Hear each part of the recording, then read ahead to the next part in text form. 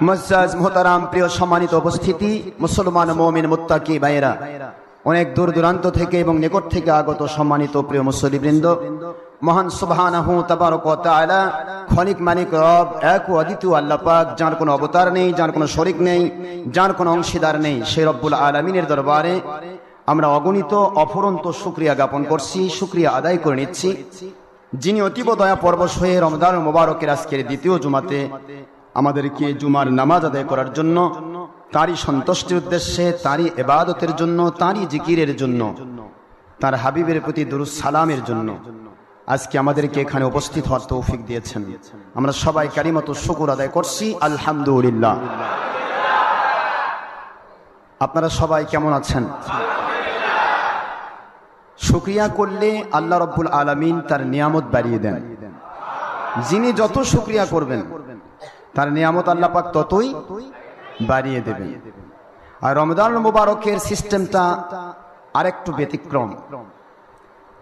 এ মাসে একবার যে শুকরিয়া করবে 700 বার শুকরিয়া করার মর্যাদা পাবে।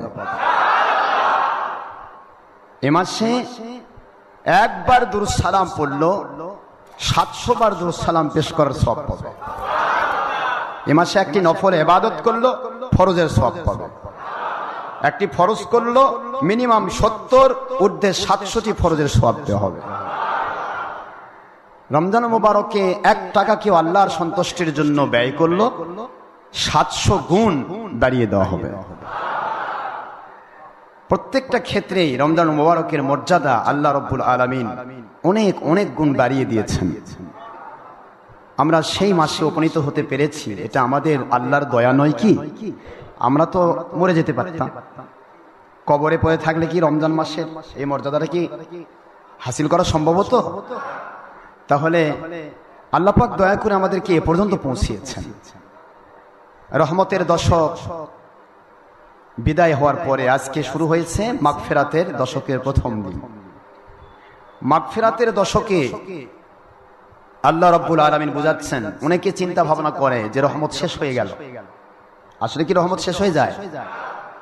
রহমতে খাস যা আল্লাহ রাব্বুল আলামিন বলেন, আমি প্রথম দশকে রহমতে খাস নাজিল করে বান্দা বান্দীদেরকে নেক কাজ করা সহজ করে দিই,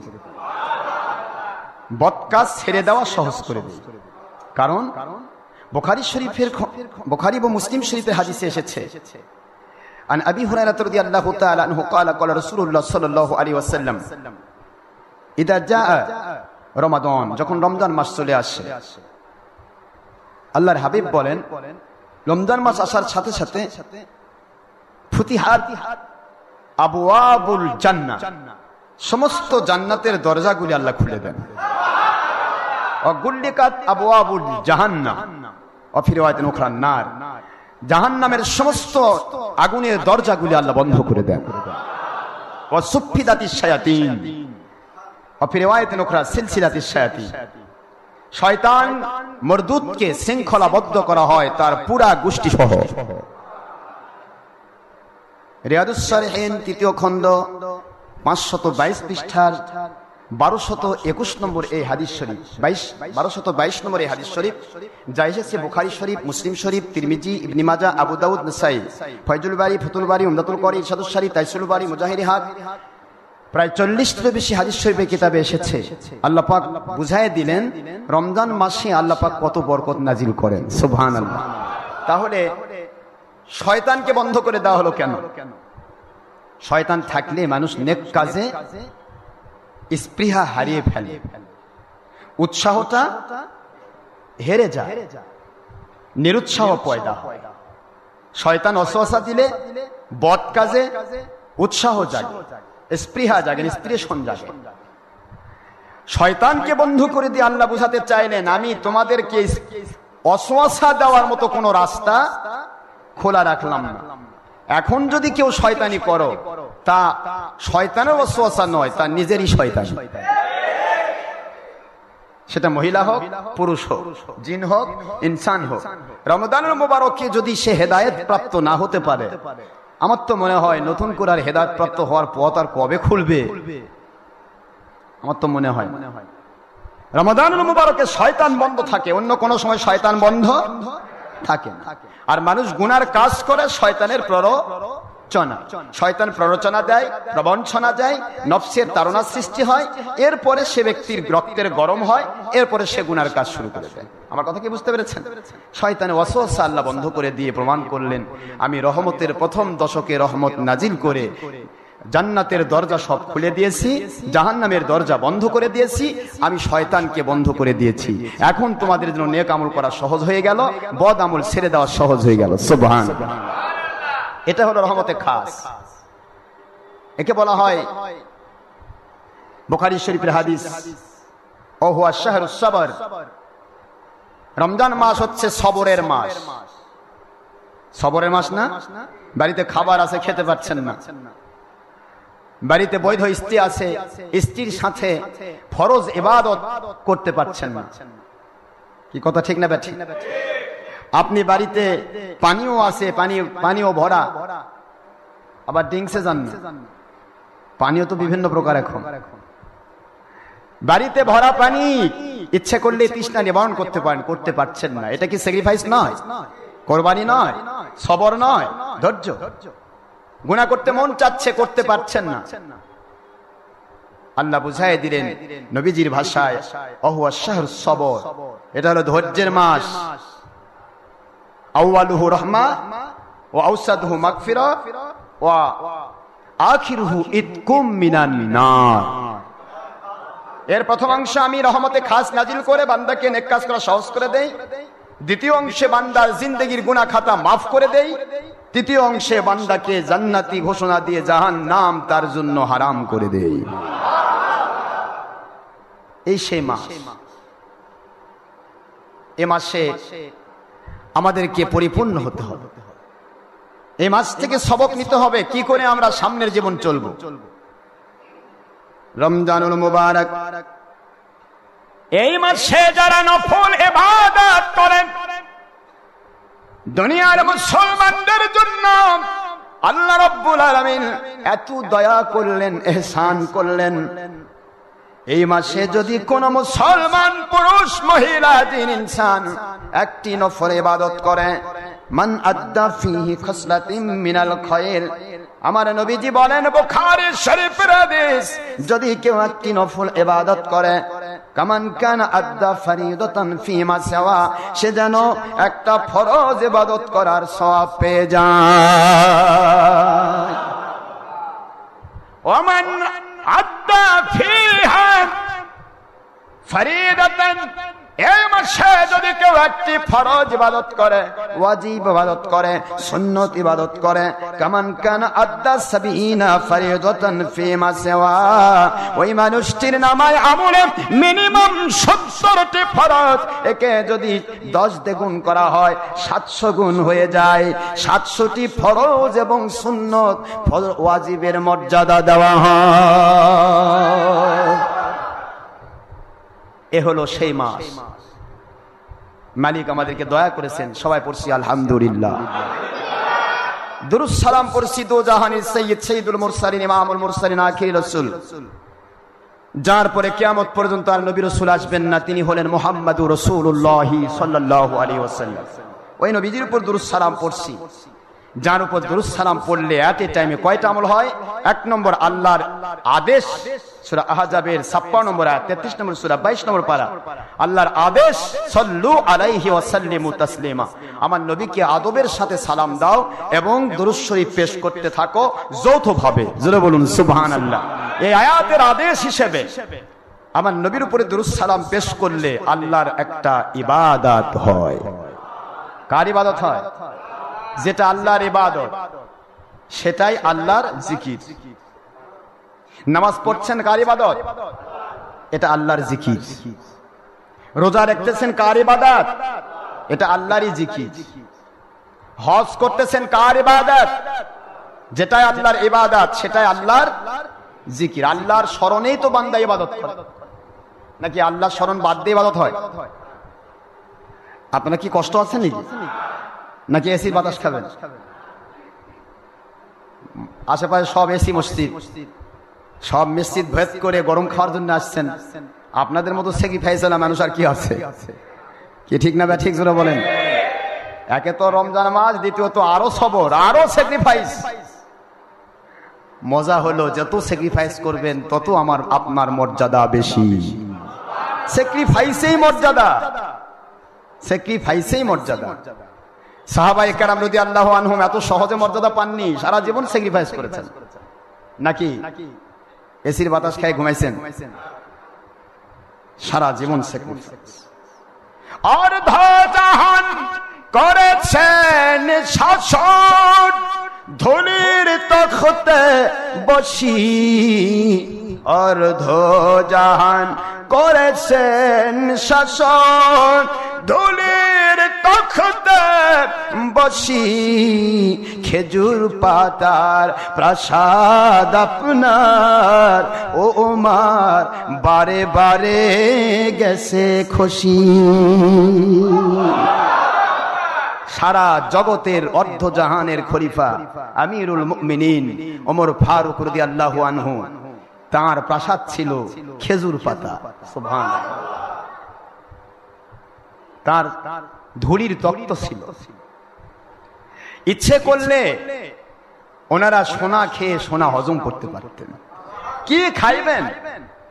যদি আমার নবীজিকে বলতেন, নবীজি আমরা জান্নাতি খাবার খেতে চাই, আমার নবীজি বলেন জান্নাতের চাবি আমার হাতে, খেতে দিতে পারতেন না? বোঝেননি না? হযরত ঈসা রূহুল্লাহ আলাইহিস সালামকে তার উম্মত বলতেছে আমরা জান্নাতের খাবার খেতে চাই। যে ঈসা রূহুল্লাহ আলাইহিস সালাম আমার নবীর উম্মত হওয়ার জন্য আবেদন করেছেন। কোরআন শরীফ আয়াত সাক্ষী না? রব্বানা আনজিল আলাইনা মাইদাতাম মিনাস সামা, ও আল্লাহ আসমান থেকে আপনি জান্নাতের খানচা আমাদের জন্য প্রেরণ করুন। আল্লাহ প্রেরণ করেন নাই? ও ঈসা আলাইহিস সালাম পাইতেন, আমার নবী পাইতো না তো? কি বলেন না, কথা বলেন না কেন? আমার আখির রাসূল পাইতেন না? সুবহানাল্লাহ, সুবহানাল্লাহ। যেই নবীর পরিষ্কার বুখারীর হাদিস, আইনাইনি ইয়াতানামাত ওয়ালা ইয়ানামু কলবি, বুখারী বাবু কিতাবুত তাহাজ্জুদ অধ্যায়, আল্লাহর হাবিব বলেন আমার দুইটি চোখ ঘুমিয়ে যায়, আমার অন্তর ঘুমায় না, আমার ঘুমের ভিতরে ওযু নষ্ট হয় না। আমার উম্মতেরা লাস্তু কাহাদিম মিনকুম, আমি তোমাদের কারো মতো কখনো নই। আমার মতো সওমে বেসাল তোমরা করতে চেষ্টা করো না, না খেয়ে তোমরা দিনের পর দিন রোজা রেখো না। কারণ আমি নবীজি যদি 1 মাস ধরে খাবার না খাই, আমার আল্লাহর জান্নাতি খাবার আমার ভিতরে ঢুকে যায়।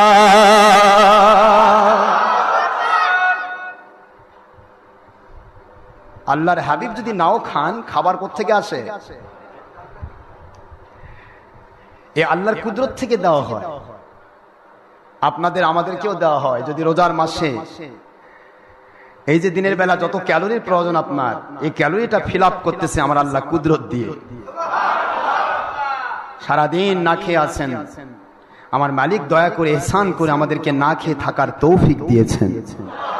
তাছাড়া তো এক সন্ধ্যা না খেলে মেজাজ খারাপ হয়ে যায়, ঠিক না ব্যাঠি? নাস্তা গরমিল হলে এদিক সেদিক হলেই মেজাজ খারাপ, চোখ বড় বড় হয়ে যায়। এক একজন বলেন না?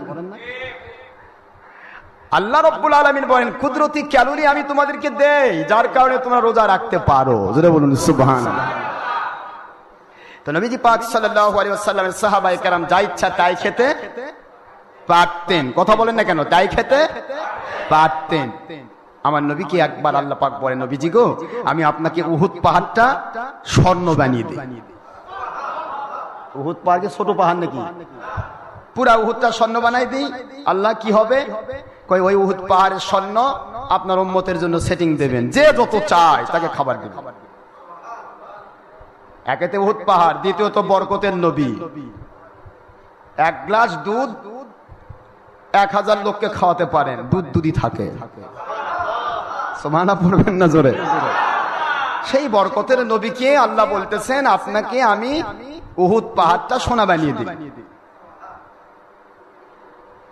নবীজি বললেন কি হবে? আল্লাহ আপনার উম্মতের অভাব থাকবে না। আমার নবীজি যদি গ্রহণ করতেন, আজকে এসি না, তখন থেকে এসি বাতাস শুরু হয়ে যেত। কি ঠিক না ব্যাঠি? আপনাকে আমাকে হিসাব করতে হবে। স্যাক্রিফাইসের জন্য নবীজি এসেছেন। আল্লাহর হাবিব বলেন রব্বুল আলামিন আমার উম্মত দুনিয়ার সামান্য কয়েকদিনের জীবন যেইভাবে আপনি ইচ্ছে করে কাটিয়ে দিতে চান, সেইটাতেই তারা কাটাতে প্রস্তুত থাকবে। যারা আমার উম্মত বলে দাবি করবে, দুনিয়া দিয়ে তারা তুষ্ট হবে না, হবে না, হবে না। ওই উহুদ পাহাড় সোনার প্রয়োজন হবে না রব্বুল আলামিন। ওই উহুদ পাহাড়কে আপনি সোনা বানিয়ে দিতে চাইলেন কিয়ামতের মহাময়দানেতে, যেদিন অনাদি অনন্তকালের জন্য জান্নাতের বিধান রচিত হবে। ওই বিপদের দিনে আমি ওই উহুদ পাহাড় সোনা বানিয়ে দেওয়ার ব্যাপারটা রিজার্ভ করে রাখলাম, তুলে ধরবো। ওই সোনা আমি বানাই নিলাম না, আমি ওই দিন আমার গুনাহগার উম্মতের জন্য জান্নাতের ওসিলা বানাতে চাই।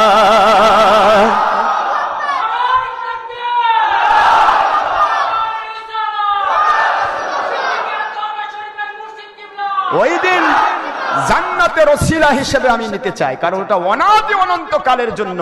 আর দুনিয়াটা যত কিছুই করুক সে ফেলে দিয়ে চলে যাবে কবরে। ঠিক না ব্যাটি? আমার নবীজি স্যাক্রিফাইসকে গ্রহণ করেছেন। ইচ্ছে করলে অনেক কিছু খাওয়াতে পারতেন, খেতে পারতেন, কিন্তু তা করেন নাই। এই জন্য আজকে আপনারা যারা স্যাক্রিফাইস করছেন, এর মর্যাদা আছে না নাই? জোরে বলেন, আছে না নাই? শান্তির ভিতরে আল্লাহকে ডাকা আর কষ্টের ভিতরে আল্লাহকে ডাকা, দুইটা ডাকার মর্যাদা দুই রকম। যেই মজুর পরিশ্রম করছে, মালিক দেখতে পাচ্ছে তার জান বের হয়ে যাচ্ছে। ওই পাশাপাশি আরেকজন মজুর কাজ করছে, মালিক দেখতে পাচ্ছে সে সুলভে কাজ করছে, কষ্ট হচ্ছে না। যার জান বের হয়ে যেতে চাচ্ছে, এত স্যাক্রিফাইস করছে, ওই ব্যক্তির উপরে মালিকের দৃষ্টিটা বেশি থাকে। কথা ঠিক না ব্যাঠি? বেশি থাকে না? আইন তো আসবেই। কোরআন সুন্নাহর খেলাফত যখন নাজিল হবে, তখন তো কোরআনের আইন জারি হবে। কিন্তু যতদিন খেলাফত কায়েম না হয়েছে, খেলাফত কায়েম হলে আপনাকে জোর করে আপনি কেন পড়বেন না নামাজ পড়তেই হবে, না হলে আপনার জেল হবে, জুলুম ও জরিমানা হবে। কথা কি বুঝতে পেরেছেন? কিন্তু ওই আইন প্রয়োগ করার আগে আপনি সুলভে আমার আল্লাহকে সন্তুষ্ট করার জন্য নামাজ পড়তেছেন। আইনের মাধ্যমে নামাজ পড়ে যে মর্যাদা পাবেন, আইন ছাড়া ইচ্ছে করে নামাজ পড়ার মর্যাদা তার চাইতে অনেক গুণ বেশি পাবেন। আইনের মাধ্যমে মহিলারা বেপর্দা থেকে পর্দা করতে বাধ্য হবে, মহিলারা পর্দা করতে বাধ্য হবে আইনের মাধ্যমে। আইন ছাড়া স্বতঃস্ফূর্ত ভাবে কেউ পর্দা করার নাই, আমি নিজে করছি, না করলেও কেউ ধরার নাই, না নামাজ পড়লেও কেউ পড়ানোর নাই, না রোজা রাখলেও কেউ রোজা রাখাবার নাই, না হজ করলেও কেউ হজ করাবার নাই, না যাকাত দিলেও কেউ যাকাত দেওয়ানোর নাই। এরকম পর্বে যখন আপনি ইচ্ছে মতো আমার আল্লাহর সন্তুষ্টির জন্য আমলগুলি করছেন, আপনাকে জোর করে আইন চাপিয়ে দিয়ে আমল করানো, যেটা তার চাইতে অনেক অনেক অনেক গুণ বেশি মর্যাদা আপনি পেয়ে যাবেন। সুবহানাল্লাহ। এর নাম স্যাক্রিফাইস। এর নাম কি? স্যাক্রিফাইস, কুরবানি। ইন্নামা ইউওয়াফাস সাবিরুনা আজরাহুম বিগাইরি হিসাব।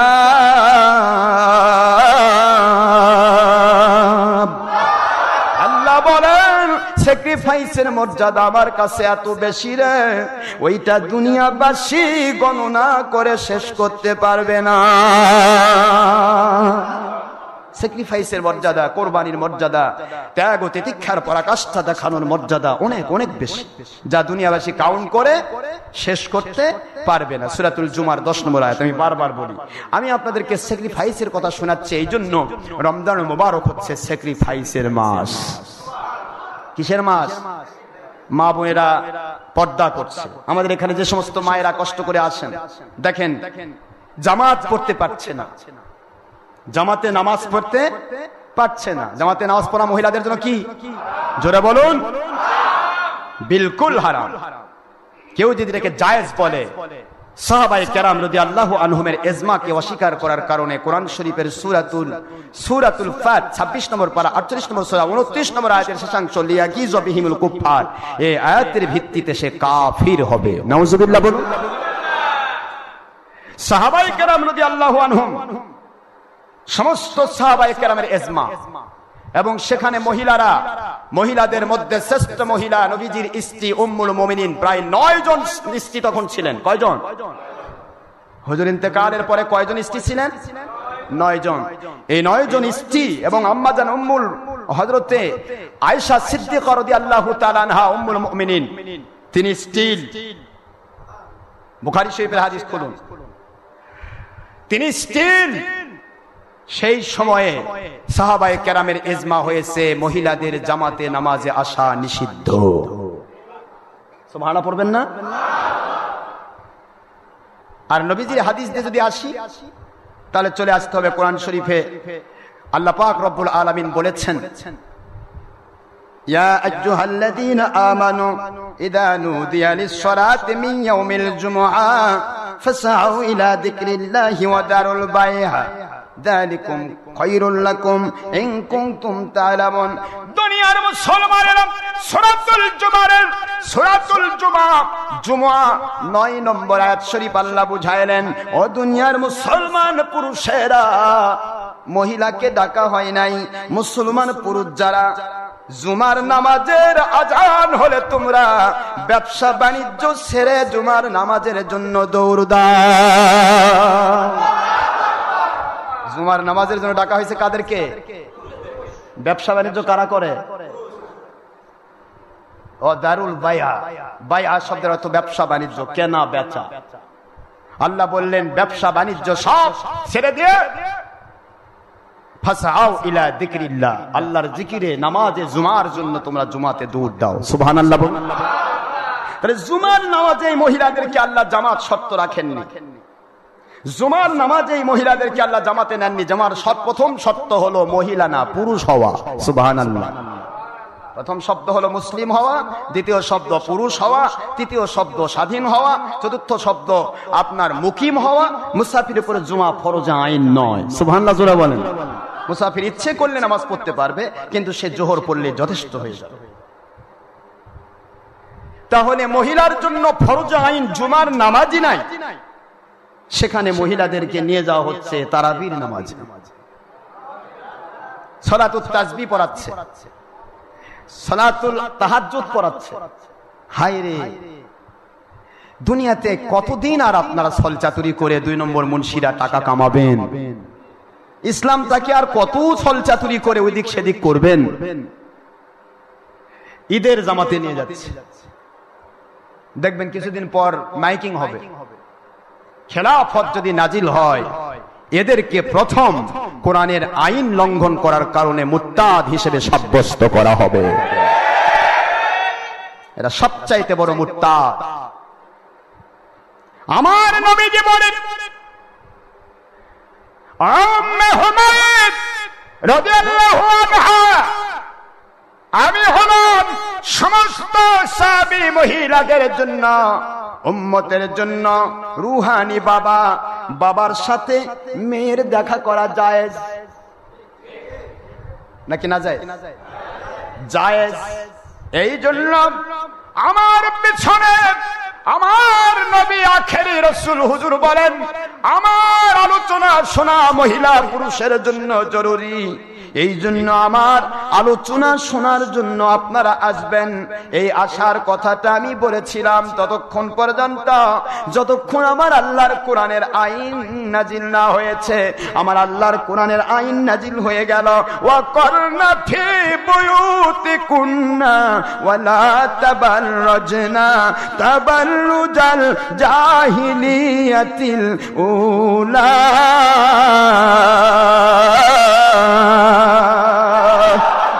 কোরআন শরীফের সূরাতুল আহজাব শরীফের 33 নম্বর আয়াত শরীফ, 33 নম্বর সূরা 22 নম্বর পারার প্রথম পৃষ্ঠা। আমার আল্লাহ বললেন, মহিলা যারা মুমিন দাবি করবা, তোমাদের উপরে আমি আইন জারি করে দিলাম, ফরজ করে দিলাম। তোমরা কি করবে? করনা, অবস্থান করবে। ফি মধ্যে, বুয়ুতুন মানে ঘর, বুয়ুতুন মানে ঘর, বুয়ুতি কুন্না তোমার নিজের স্বামীর ঘরে অথবা তোমার বাবার গৃহে অবস্থান করো।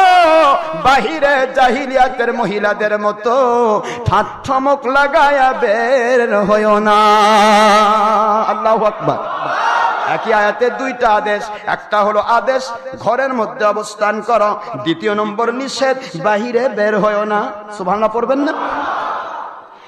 আমার দরবারে তিন চিমটি পরা মুন্সিরা, যারা মহিলাদেরকে ঈদের জামাতে নিয়ে যাচ্ছ, ওটা কি বাড়ি? আল্লাহ তো বললেন বাড়িতে অবস্থান করা। ওটা কি তার স্বামীর বাড়ি? ওটা কি তার স্ত্রীর ওই মহিলাটার বাবার বাড়ি? আল্লাহ বললেন বাড়িতে অবস্থান করো, কর না। স্পষ্ট আল্লাহর আদেশ বাড়িতে অবস্থান করো। আল্লাহর আদেশ অমান্য করে ঈদের জামাতে মসজিদে অথবা কোনো নামাজে মহিলাকে নিতে পারবা না। কোন দলের স্বার্থে, কোন রকমের কোন অভিযানে, কোন জায়গায় ওই দিন তবিলিগি তিন চিল্লার নামে মহিলাকে মস্তুরার জামাতে, জামাতের 22 নম্বর কাজের নামে বিভিন্ন রকমের আন্দোলনের মধ্যে মহিলাদেরকে বের করা কোরআন শরীফের সূরাতুল আহজাবের 33 নম্বর আয়াত অস্বীকার করা।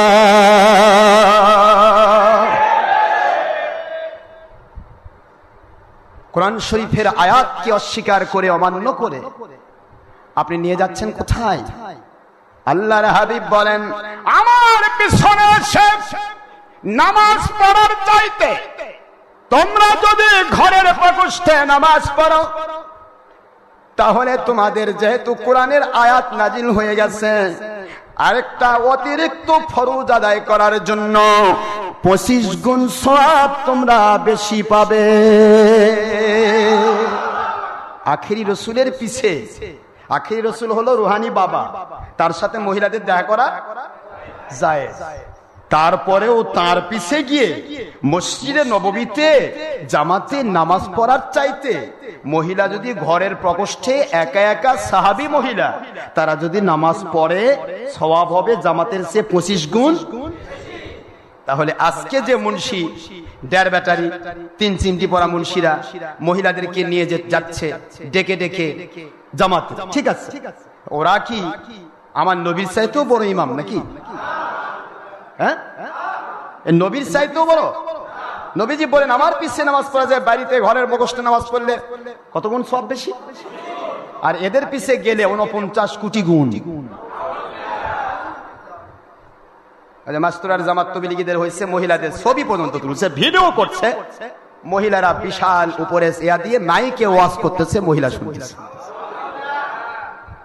আমাদের কেন আপনারা রাগ করেন ভাইজান? আমরা সত্য কথা বলতে দিবেন না? আপনারা কি ক্লোজ করে দিবেন সত্য, আর অসত্যের ঝড়ো হাওয়া দিয়ে গোটা জগৎটাকে ধ্বংস করবেন? সত্য তো বলতে হবে, এরপর আপনারা মানেন না মানেন দেখা হবে কিয়ামতের দিন ইনশাআল্লাহ। কি করছেন করুন, আমাদের কোনো যায় আসে না। আমরা জুলুম করে কাউকে ইসলাম মানাবো না, জুলুম করব না, তবে বলে দিব। কি করব বলুন? বলে দিব আমার নবীর আদেশ, বাল্লিগু আন্নী ওয়ালাউ আয়া। একটি কথাও সত্য জানা থাকলে তা অন্যের কাছে বলে দাও, সুবহানাল্লাহ বলুন। কিন্তু অন্যের কাছে বলে দাও একটি সত্য নয়, নিজের দলের স্বার্থে যত মিথ্যা হয় সব অন্যের কাছে দাওয়াত দাও। কি কন? এই তো দাওয়াত চলছে এখন, দলের স্বার্থে দাওয়াত। আল্লাহ এবং নবীর স্বার্থে দাওয়াত হলে সে দাওয়াতে আল্লাহ এবং রসুলের কোনো হক, কোনো হুকুম অমান্য হবে না, ঠিক না বেঠিক? আমাদের কথাগুলি দয়া করে অন্যভাবে নেবেন না। আমরা সত্য সঠিক কথাগুলি আপনাদেরকে বুঝাচ্ছি, শুধুমাত্র একটু পিছনে নিয়ে যাচ্ছি, ব্যাকে। কোথায় নিয়ে যাচ্ছি? কোথায় নিয়ে যাচ্ছি? ব্যাকে। ব্যাক বোঝেন? আজ থেকে 40-50 বছর আগেকার ইতিহাস খুলুন। কোন আল্লাহর ওলির দরবারে মহিলা জামাত হয় নাই, কোন আল্লাহর ওলির দরবারে শবে বরাত মিস হয় নাই, কোন আল্লাহর ওলির দরবারে আজানের পরে, একামতের পরে, আজানের পরে এবং আপনার ফরজ নামাজের পরে এবং আপনার কি বলে জানাজা নামাজের পরে মুনাজাত বাদ দেওয়া হয়নি। সুবহানাল্লাহ পড়বেন না? একটু ব্যাকে যান, একটু ব্যাকে যান। কোন আল্লাহর ওলির দরবারে মিলাদ কিয়াম মিস থাকেনি, কোন আল্লাহর ওলির দরবারে নবী পাক সাল্লাল্লাহু আলাইহি ওয়াসাল্লামের দুশমনি করা হয়নি, মহিলাদের সাথে বেপরদা হওয়ার ব্যবস্থা ছিল না, কোন আল্লাহর ওলির দরবারে ছবি ভিডিও টিভির ব্যবস্থা ছিল না। কথা বলেন না কেন জোরে?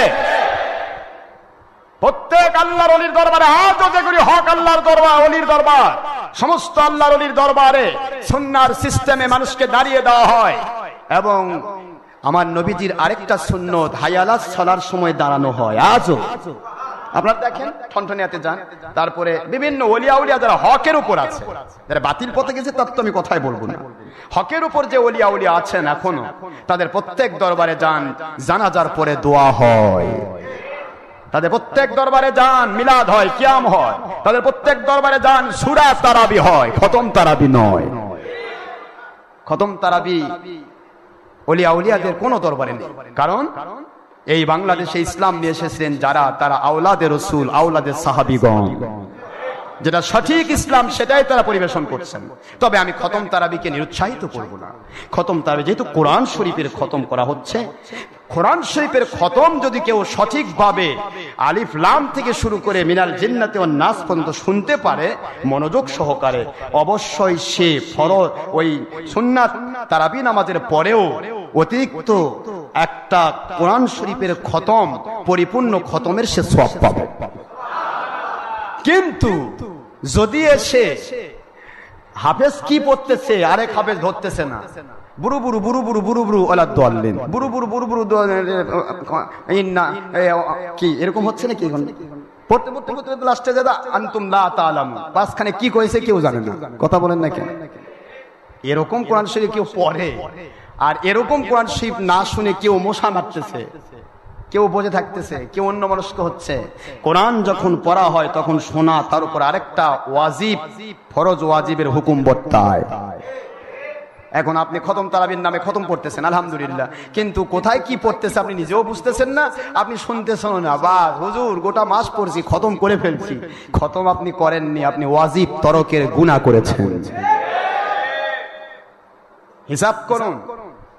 খতম তারাবি খুবই ভালো, তবে আমার নবীজি পাক সাল্লাল্লাহু আলাইহি সাল্লাম যতবার তারাবি পড়েছেন কোনদিন খতম পড়েন নাই।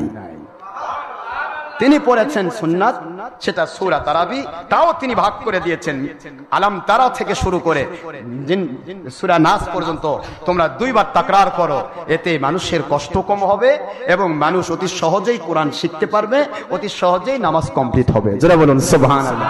এবং যে কেউ ইমামতি করতে পারবে, এটা কারোর জন্য নির্দিষ্ট নয়। যদি খতম তারাবি নির্দিষ্ট হতো তাহলে হাফেজ ছাড়া যে এলাকায় হাফেজ নাই সে এলাকায় হাফেজদেরকে তেল মালিশ করা লাগবে, কথা ঠিক না ঠিক?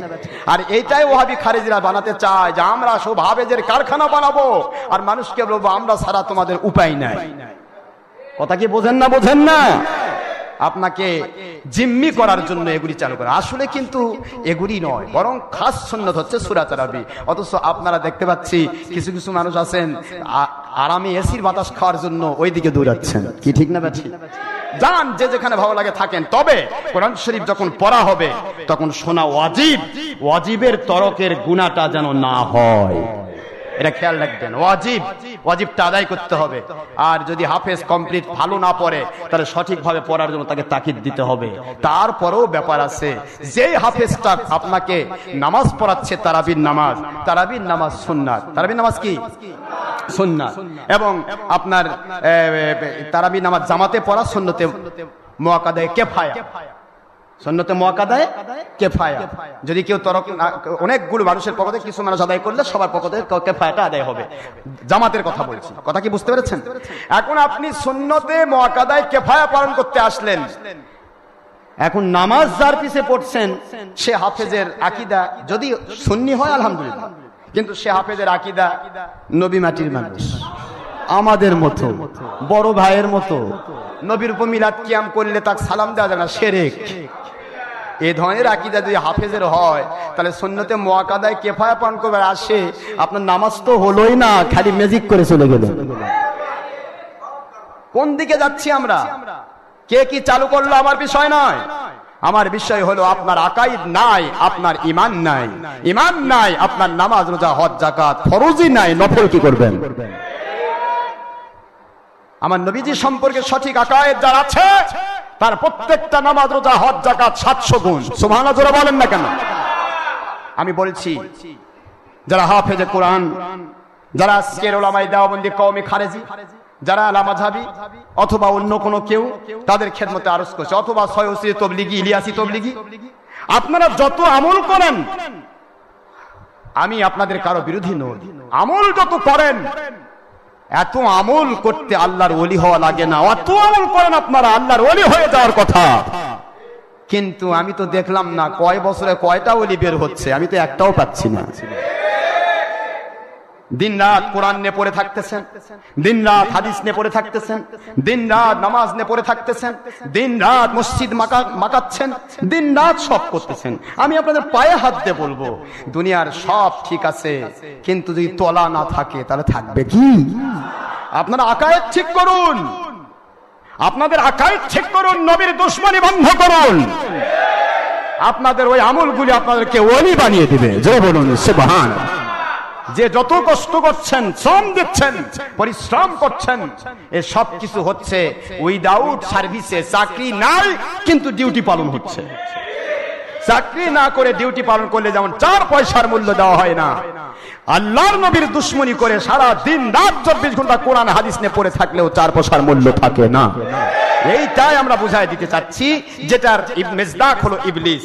ইবলিস শয়তান 6 লক্ষ বছর ইবাদত করেছে, মুআল্লিমুল মালাকুতের পোস্ট পেয়েছে, অথচ একটি মাত্র ঈমান বরবাদ করেছে, হযরতে আদম আলাইহিস সালামকে সিজদা করে নেয়।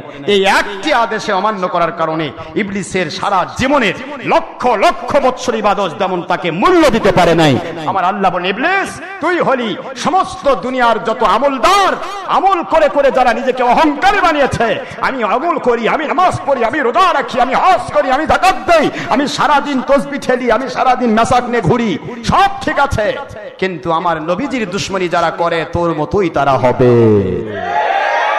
এই জন্য আমি বলছি, শুধু আমলের লেভেল নয়, আকায়েদ কমপ্লিট করুন, এরপরে আমল করুন, প্রতিটি আমল পাবেন 700 গুণ। আমাদের সিস্টেম হলো জানিয়ে দেওয়া, আপনাকে আমাকে জানতে হবে, বুঝতে হবে। এই যে মহিলা জামাত চালু করতেছে, মহিলা জামাত আমার নবীজি পাক সাল্লাল্লাহু আলাইহি ওয়াসাল্লাম নিজে ঘোষণা করলেন, আমার পিছে নামাজ পড়ার চাইতে কেউ যদি ঘরের প্রকোষ্ঠে মহিলার নামাজ পড়ো তাহলে 25 গুণ সওয়াব বেশি পাবে। আমার নবী কোন ইমাম? যিনি হলেন ইমামুল মুরসালিন, নবীদের ইমাম, রাসূলদের ইমাম, নবীদের নবী, রাসূলদের রাসূল। যাই নবীজির ওই পবিত্র মসজিদে নববী এবং হেরেম শরীফ 1 লক্ষ রাকাত, 1 রাকাতের বিনিময়ে পাওয়া যায়। সুবহানাল্লাহ বলেন। 1 রাকাতের বিনিময়ে 50,000 রাকাতের সওয়াব মসজিদে নববী আর হেরেম শরীফে 1 লক্ষ রাকাতের সওয়াব। ওই মসজিদে ওই সমস্ত মহিলা, যেই মহিলাদের পিছলে যাওয়ার সুযোগ ছিল না, বেপরদা হওয়ার সুযোগ ছিল না, ডাইরেক্ট আমার নবীজির সাহাবী মহিলা উম্মুল মুমিনিন আয়েশা সিদ্দিকা রাদিয়াল্লাহু তাআলা আনহা, উম্মে সালমা রাদিয়াল্লাহু তাআলা আনহা মতো ওই সমস্ত উম্মুল মুমিনিনগণ সহ তাদের জন্য আমার নবীজি বললেন, আমার পিছে এসে নামাজ পড়ার চাইতে ঘরের প্রকোষ্ঠে নামাজ পড়া তোমাদের জন্য 25 গুণ সওয়াব বেশি দেওয়া হবে।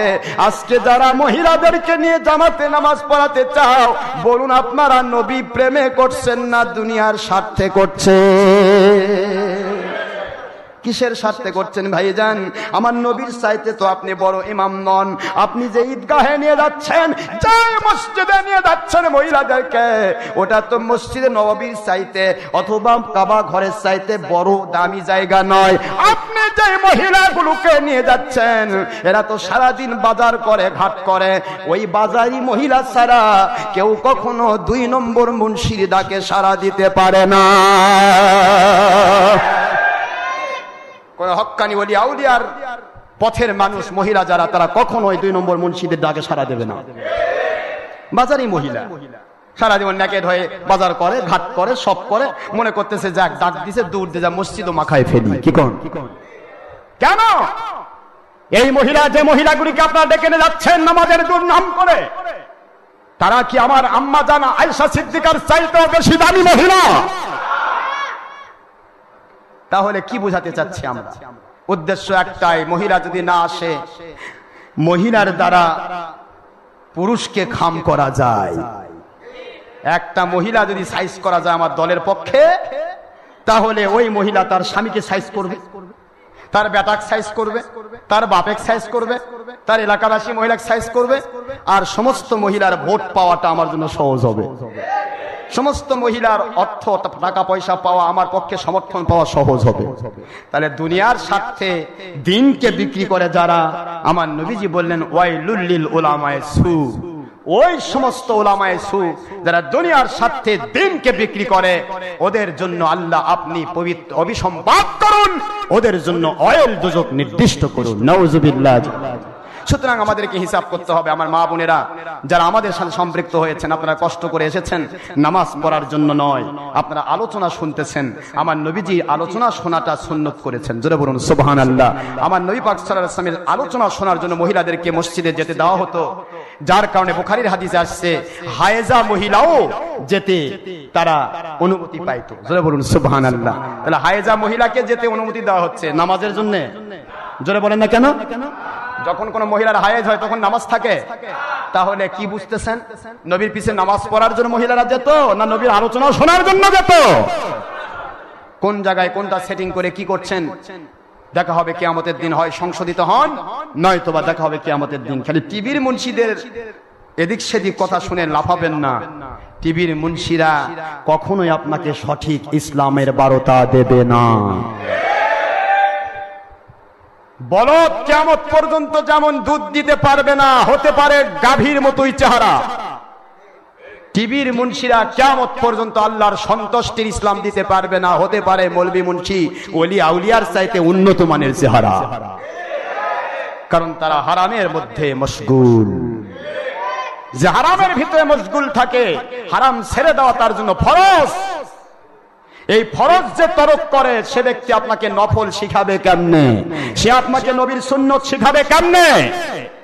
এই জন্য টিভি মার্কা মুন্সি দেখে পাগল হয়ে যাবেন না, পায়ে হাত দিয়ে বলছি। ইসলাম যদি মানতে চান, মানার মতো মানুন, না হলেও স্বীকৃতি দেন। এই স্বীকৃতিটাই হতে পারে আপনার নাজাতের ওসিলা। ইসলাম যা ইচ্ছা তাই নয়।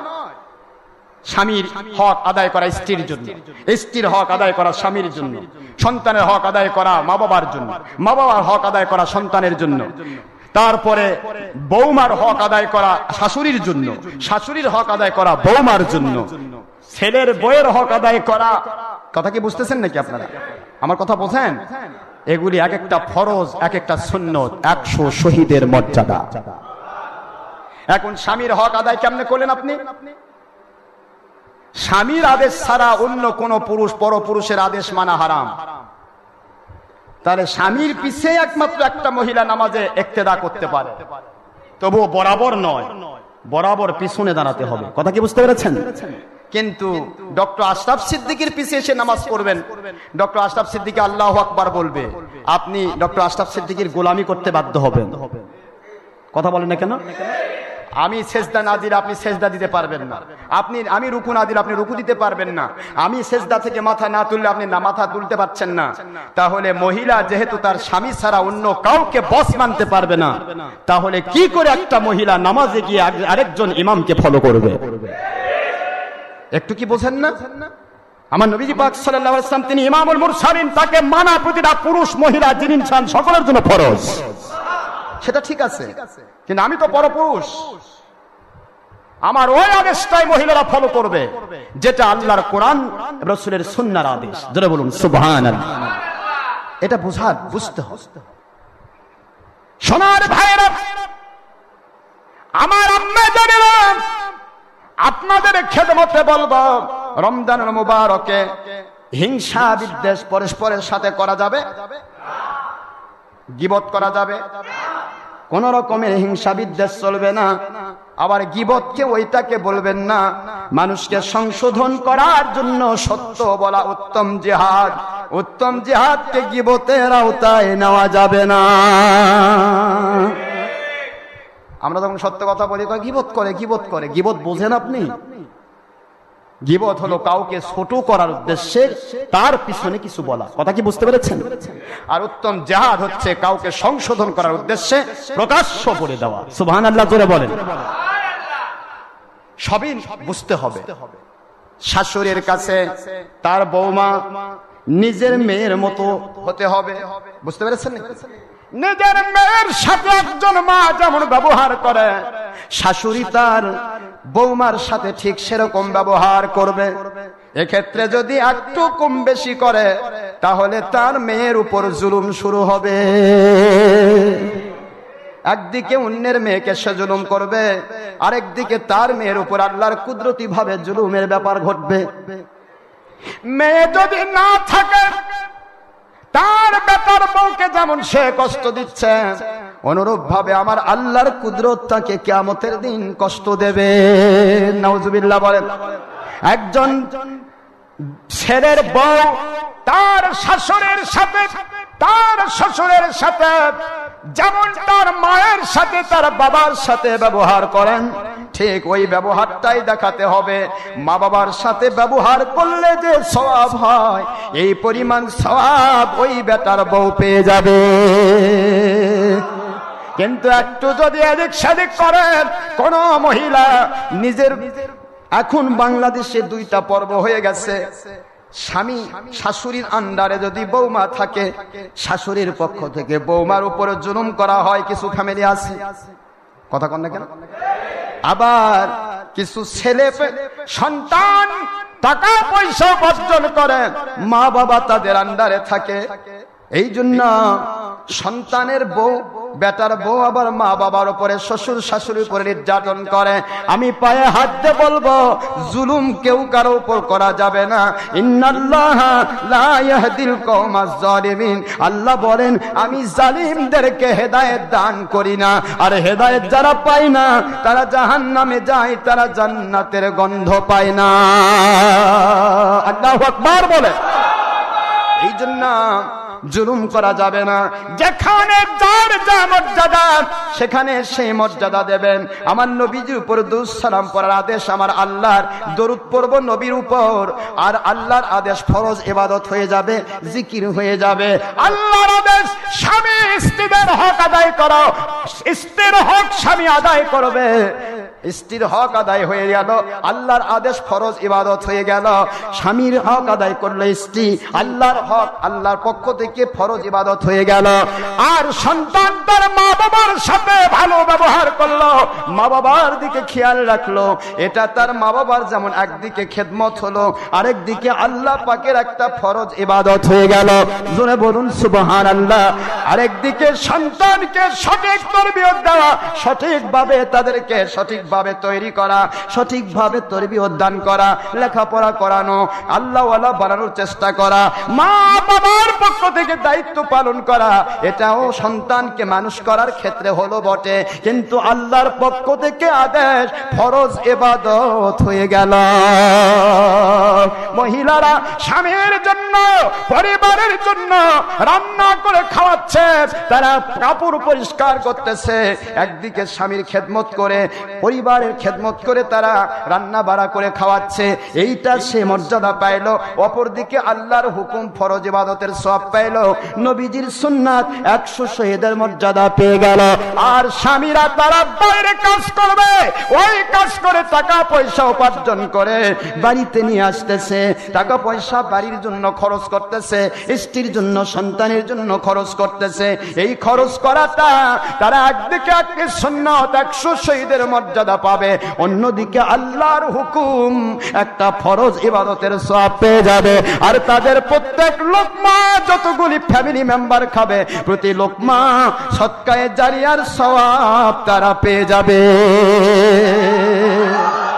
মহিলারা স্বামীর খেদমত করার জন্য, স্বামীর সাথে ভালো ব্যবহার করার জন্য, শ্বশুর শাশুড়ির সাথে ভালো ব্যবহার করার জন্য, শ্বশুর শাশুড়ি বৌমার সাথে ভালো ব্যবহার করার জন্য, পরিবারের শান্তি স্থিতি রক্ষা করার জন্য মহিলারা যে ভূমিকা রাখতেছে, এই ভূমিকাতে তারা যে ভূমিকা রাখলো, রান্না বাড়া করে খাওয়ালো, আমার নবীজি প্রমাণ দিলেন পুরুষরা বাইরে যতগুলি কাজ করতেছে প্রত্যেকটা কাজের একটা কপি তারা পর্দার বিধান রক্ষা করার জন্য ঘরে বসেই তারা পেয়ে যাবে।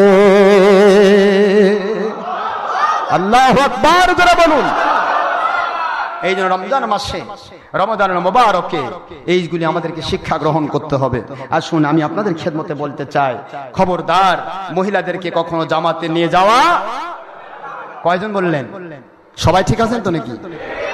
মহিলাদেরকে জামাতে নিয়ে যাওয়া, যে মহিলা যায় তার উপর টর্চারিং করবেন না। আমাদের যে মহিলা জামাত নিষিদ্ধ ওয়াজ আছে, ওয়াজটা শুনিয়ে দেন। আপনার স্ত্রী শুনবে না এটা আমি বিশ্বাস করি না, সে তো মানুষ। কি কথা ঠিক না বা ঠিক? আপনার স্ত্রী শুনবে, একদিন দুদিন চার দিন ঝগড়া বিবাদের দরকার নেই, ধীরে স্থির ভাবে তাকে বুঝান। মহিলারা মার জাত, এ মা, তারা ওলির মা, তারা নবীর মা, তারা নবীর রাসূলের মা, তারা ওলি আউলিয়ার মা। অবশ্যই মহিলাদের বুঝ আছে, ঠিক না বা ঠিক? আপনারা ধীরে স্থির ভাবে বুঝ দেন। বাতিল ফেরকা বুঝিয়ে বুঝিয়ে তাদেরকে যেভাবে ডাইভার্ট লাইনে নিয়ে গেছে, আপনার দায়িত্ব হচ্ছে তাকে বুঝিয়ে বুঝিয়ে আল্লাহ এবং আল্লাহর রাসূলের সন্তুষ্টির রাস্তায় নিয়ে আসতে হবে। এটা আপনার দায়িত্ব, চেষ্টা করতে হবে। এই চেষ্টা আল্লাহ আমাদের সফলতা দান করুন, সবাই বলেন আমিন। রমজান মুবারকে আমাদেরকে সব সময় রেখে দিয়েছে। কপালে কালো দাগ হওয়া ভালো নয়, এর দলিল আছে কি বললে খুশি হতাম। কপালে কালো দাগ হওয়া ভালো নয় এটা তো কথা নয়, মূল কথা হলো যে সে আল্লাহর সন্তুষ্টির জন্য ইবাদত করে কিনা। আল্লাহর সন্তুষ্টির জন্য যদি ইবাদত করে তাহলে কপালে কালো দাগ হলেও অবশ্যই তার মর্যাদা আছে। কিন্তু শুধু কপাল ঘষে কালো করবেন কিন্তু নবীর দুশ্মনী করবেন, ও কালো দাগের 4 পয়সার দাম নেই। আমার কথা বুঝতে পেরেছেন? আরে ঘুষে ঘুষে কালো করবেন তা নয়, কপাল যদি এমনি কালো হতে হবে এ তো মালিকের ইচ্ছা, ঠিক না ব্যাঠি? কিন্তু আপনাকে আমরা বলে থাকি যে কপাল কালো বেশি হয় যারা নবীর দুশ্মনী করে তাদের। আমরা দেখে আসতেছি হঠাৎ নামাজি, জীবন ভর নামাজ পড়েনি, হঠাৎ করে নামাজ শুরু করেছে, 2 মাসের মধ্যে দেখি একবার কপাল কালো হয়ে গেছে। কে ভাই, আমরা তো 5 বছর বয়স থেকে নামাজ ধরেছি, আমাদের কপাল তো কালো হলো না। তাহলে নিশ্চয়ই ওর মধ্যে ঘোষাঘুষির ব্যাপার ঘটছে। এই কথা ঠিক না ব্যাঠি? আমি বলবো আপনি আল্লাহর সন্তুষ্টির জন্য ইবাদত করুন। আল্লাহর সন্তুষ্টির জন্য ইবাদত করতে গিয়ে যদি আপনার কপাল কালো হয়, পুড়ে যায়, যাক, ঠিক না ব্যাঠি? সেটার মর্যাদা আল্লাহ দেবেন। কিন্তু আপনি যদি শুধু মানুষ দেখানোর জন্য 2 নম্বর দল করবেন, নবীর দুশ্মনী করবেন, আর মানুষকে দেখাচ্ছেন আমি নামাজি ভাই, আমি নামাজি ভাই, আপনার কপাল দাগ হলে ও কপাল দাগটাই বুঝাবে যে আপনার নামাজ, আল্লাহর হাবিব বলেছেন নামাজটা 2 প্রকার হয়। এক প্রকার নামাজ ইহতিমামের সাথে হলে আল্লাহ পাক দয়া করে গ্রহণ করেন, সেটা জান্নাতি হওয়ার ওসিলা হয়ে যায়। আরেক প্রকার নামাজ ফেরেশতারা ওটা গুটলি করে পুটলা করে ওর মুখ চোখের মধ্যে ঠিক মারে। কথা কি বুঝতে পেরেছেন? তো আপনি যদি ওই মার্কা নামাজ পড়েন তাহলে হয়তো কপালের মধ্যে একটা আলাদা ষাটের দাগ উঠতে পারে। আপনার নামাজ যদি সঠিক হয়, এরপরে কপালে দাগ হলে কোনো যায় আসে না। কথা ঠিক না বে ঠিক যাবে?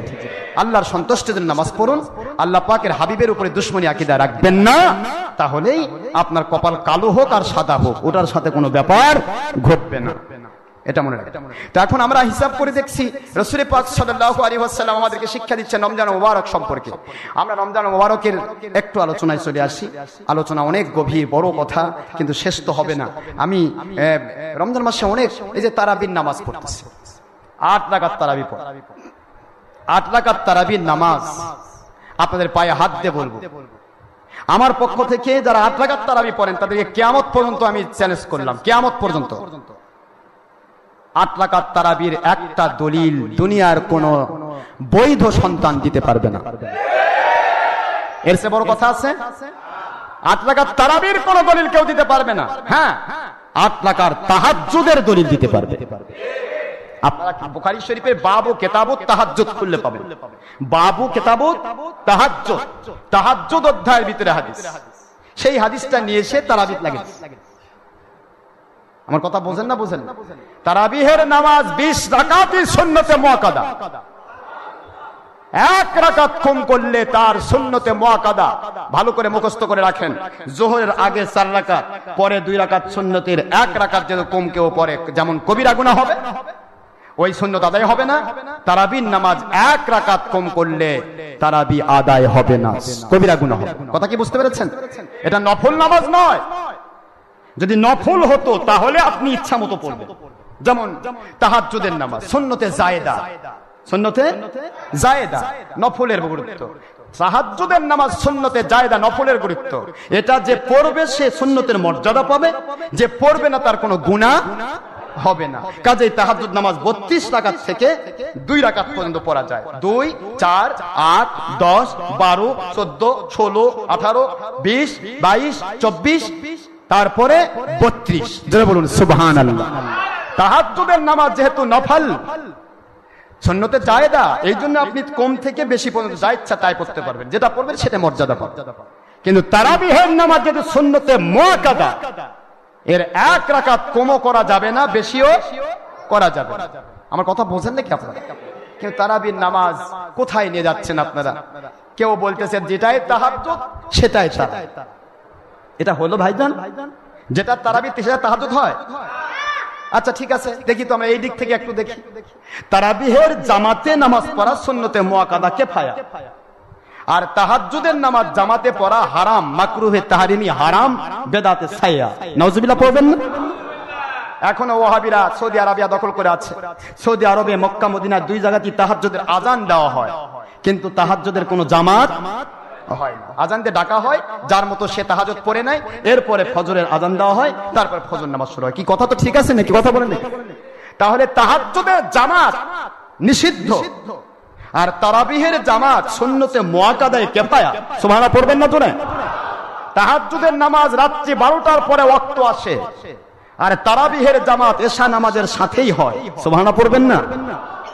তাহাজ্জুদের নামাজ সারা বছর পড়া যায়, আর তারাবিহের নামাজ কেবল মাত্র রমজান মাসে পড়া হয়। সুবহানাল্লাহ পড়বেন না? একটু কি হিসাব করেছেন? চতুর্দিকে একটু বিভাগ করবেন তো। নফলকে সুন্নতের সাথে মেলানো যাবে? তাহাজ্জুদের নামাজ আর তারাবিহের নামাজ এক নয় ভাইজান। তাহাজ্জুদের নামাজের কথা হাদিসটা আসছে, বুখারীর হাদিস, ওই হাদিসটা নিয়ে যে তারাবি ছেদ করে। আম্মা জান আয়েশা সিদ্দিকা রাদিয়াল্লাহু তাআলা আনহাকে বলা হয়, আমি তারাবি সম্পর্কে আগামী জুমাতে বলবো ইনশাআল্লাহ, আজকে আমি বলছি না, আজকে তো টাচ দিলাম, সময় নেই, শুধু টাচ দিলাম যে তাহাজ্জুদ আর তারাবির মধ্যে পার্থক্য কি। আর তারাবি নামাজ আসলে 20 রাকাত না 8 রাকাত। আমরা নামাজ আমাদের ফতোয়া আশরাফ সিদ্দিকীর মধ্যে দিয়েছি অসংখ্য দলিল যে তারাবিহের নামাজ 20 রাকাত, এর মধ্যে 1 রাকাতও কম নেই। তাহাজ্জুদের নামাজ আপনি 2 থেকে 8 থেকে 32 পর্যন্ত আপনি করতে পারবেন। এটা তাহাজ্জুদ। এটা কি জোরে বলুন? আসুন আমি আপনাদের বলি, তাহাজ্জুদ নামাজ সারা বছর, তারাবিহের নামাজ শুধু রমজান মাস। এগুলি নিয়ে আমি সামনে জমা ইনশাআল্লাহ আলোচনা করবো যদি আল্লাহ তৌফিক দেন। আজকে আমি আপনাদের বলছি যে আমরা রমজান মাস কেন পালন করছি, ফায়দাটা কি, কয়েকটা হাদিস দিই।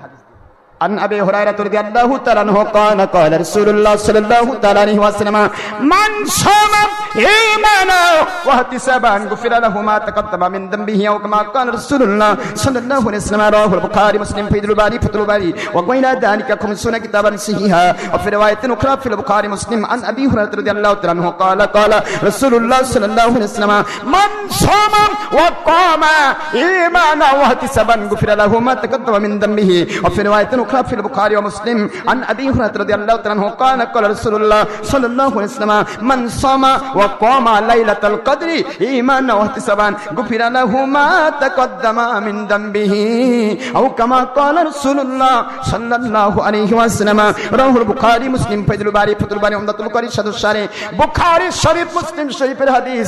আপনারা রিয়াদুস সালিহিন 3য় খণ্ড খুললে পাবেন 1221 নম্বর হাদিস শরীফ। এই হাদিস শরীফ 3য় খণ্ড 1221 নম্বর হাদিস, 21 নম্বর হাদিস শরীফ। আল্লাহর হাবিবের এই হাদিস মিশকাত শরীফের 173 পৃষ্ঠার ভলিউমে আসছে। তারপরে বুখারী মুসলিম তিরমিজি ইবনে মাজাহ অসংখ্য হাদিস শরীফে আসছে। নবীজি বলেন, যে সমস্ত পুরুষ মহিলা জিন ইনসান মুমিন দাবি করার পরে রমজান মাসের রোজা কমপ্লিট করলো, রাত্রির বেলা তারাবি আদায় করলো, আর যেই মানুষগুলি কদরের রাত্রিতে জাগার চেষ্টা করলো, ওই মানুষগুলোর জন্য নবীজি পাক সাল্লাল্লাহু আলাইহি ওয়াসাল্লাম বলেন, গুফিরা মা তাকদ্দামা মিন যামবিহি, ওদের জিন্দেগীর গুনাহ খাতা আমার আল্লাহ মাফ করে দেয়, সমস্ত গুনাহগুনি মাফ হয়ে যায়। ওয়া ফি রাওয়ায়াতিন উখরা ফি মুসলিম ওয়া তিরমিজি ওয়া আবু দাউদ ওয়া গায়রা যালিকা 50 কিতাবান সহিহা আন আব্দুল্লাহ ইবনে মাসউদ রাদিয়াল্লাহু তাআলা আনহু কানা ক্বালা রাসূলুল্লাহ সাল্লাল্লাহু আলাইহি ওয়াসাল্লাম মান সামা রমাদান মিন আউয়ালিহি ইলা আখিরিহি খরাজা মিন দুনুবিহি কায়াউমি ওয়ালাদাতুহু উম্মুহু। মুসলিম শরীফ সহ অসংখ্য হাদিস শরীফে আসছেন হযরত আব্দুল্লাহ আব্দুল্লাহ ইবনে মাসউদের বর্ণনা, আগের হাদিস আবু হুরায়রার বর্ণনা। এই হাদিসে আব্দুল্লাহ ইবনে মাসউদ রাদিয়াল্লাহু আনহু বলেন, যেই মানুষগুলি রমজানুল মুবারকের প্রথম থেকে শেষ পর্যন্ত যারা রোজার পরিপূর্ণ হক আদায় করবে, রমজান মাসের রোজাগুলি কমপ্লিট করবে, তিনি বলেন আমার নবীজি পাক সাল্লাল্লাহু আলাইহি ওয়াসাল্লাম বলেন, ওই মানুষগুলিকে খরাজা মিন যুনুবিহি, তার জিন্দেগীর আমল নামা থেকে সমস্ত গুনাহগুলি এমন করে বের করে দেওয়া হবে, এমন করে ছাঁটাই করে দেওয়া হবে, এমন করে ডিলিট করে দেওয়া হবে, এমন করে মুছে ফেলা হবে, কায়াউমি ওয়ালাদাতুহু উম্মুহু, যেমন তার মা কেবলমাত্র তাকে দুনিয়ায় প্রসব করেছে, এমন সদ্য প্রসূত সন্তানের মতো ওরা নিষ্পাপ মাসুম হয়ে যাবে। সেটা ঈমানের পর। কিসের পর? ঈমানটা রাখতে হবে, তাহলে আমাদের গুনাহ মাফ হয়ে যাবে। আর ইচ্ছে করে যদি কেউ রমজানের রোজা নষ্ট করে তার কি ফায়দা, একটা জানা দরকার আছে। আন আবি হুরায়রা রাদিয়াল্লাহু তাআলা ক্বালা ক্বালা রাসূলুল্লাহ সাল্লাল্লাহু আলাইহি ওয়াসাল্লাম মান ফাতারা من افترى وفي رواية أخرى من فترى وفي رواية أخرى في البخاري من افترى يوما من رمضان بغير رخصة ومرض لم يقضه صوم الدهر كله وإن صام। আল্লাহর হাবিব বলেন, যে ব্যক্তি ইচ্ছে করে রমজান মাসের একটি রোজাকে নষ্ট করে দিল, ওরা যদি সারা বছর ধরে ওই এক রোজার কাফারা আদায় করতে চায়, ওর জিন্দেগির ওই রোজার কাফারা আদায় হবে না। আল্লাহু আকবার বলেন। এই জন্য ইচ্ছে করে রোজা নষ্ট করা যাবে না, ইচ্ছে করে রোজা নষ্ট করা যাবে না। তবে রোজা অবস্থায় যদি আপনি অসুস্থ হয়ে পড়েছেন, ইনজেকশন নিতে হবে, ঔষধ খেতে হবে, না হলে আপনার জান চলে যাচ্ছে, মারা যাবেন। আল্লাহ কোরআন শরীফে বলেন, ওয়াইন কানা মারিদান আও আলা সাফারিন ফাইদ্দাতুম মিন আইয়ামিন উখর। আল্লাহু আকবার জোরে বলেন। যদি তোমরা অসুস্থ হয়ে পড়ো, যে অবস্থায় ইনজেকশনের দরকার হবে, যে অবস্থায় স্যালাইন নিতে হবে, যে অবস্থায় ঔষধ খেতে হবে, না হলে তুমি মারা যাবে, এমন অসুস্থ যদি তুমি হয়ে পড়ো, অথবা তোমরা সফরের হালতে যদি থাকো, মুসলমান পুরুষ মহিলা ইনসান, আমি তোমাদের জন্য শরীয়ত সহজ করে দিলাম, রোজা রাখার দরকার নাই, রোজা ছেড়ে দাও। যখন তুমি সুস্থ হবে তখন একটার বদলে একটি রোজা রাখবা।